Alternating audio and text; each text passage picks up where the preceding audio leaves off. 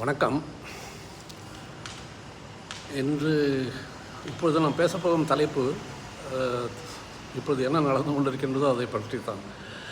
சனாதனம் என்ற மிக மிக பேசுபொருளாக இருக்கின்றது.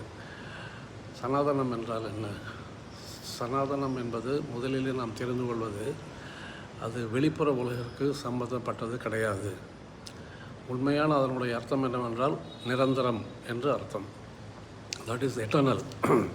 எட்டர்னல் லைஃப் என்று சொல்வார்கள் அல்லவா, வள்ளுவர் சொல்வார் அல்லவா, மலர்மிசையினால் மானடி சேர்ந்தார் நிலமிசை நீடு வாழ்வார்.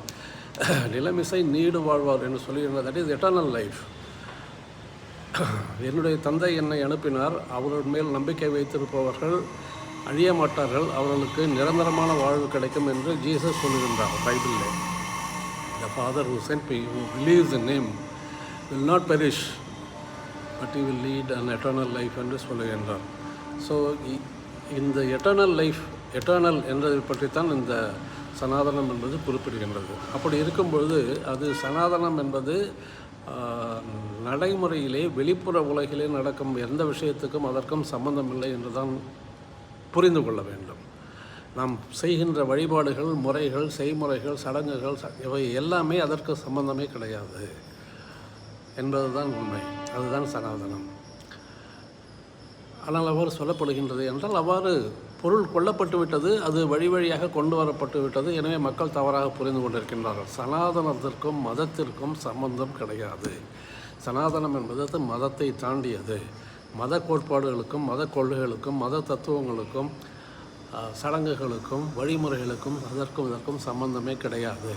சனாதன தர்மம் என்பது எது அழிவற்றதோ, எது நிரந்தரமானதோ, எது உண்டாக்கப்படவில்லையோ, எது எப்பொழுதும் இருக்கின்றதோ அதை அறிந்து கொள்வது தான் சனாதனம். அந்த அறிந்து கொள்வதற்கான வழியை தெரிந்து கொள்வது தான் சனாதன தர்மம். அந்த நிரந்தரத்தினுடைய தன்மையை பற்றி சொல்வது தான் தர்மம். அந்த வழிமுறையை பின்பற்றுவது தான் சனாதன தர்மம். அதை தவிர வேறு எதுவுமே கிடையாது. அது பிறப்பும் இல்லை அழிவும் இல்லை என்று பிருகதாரண்ய உபநிடதம் சொல்லுகின்றது.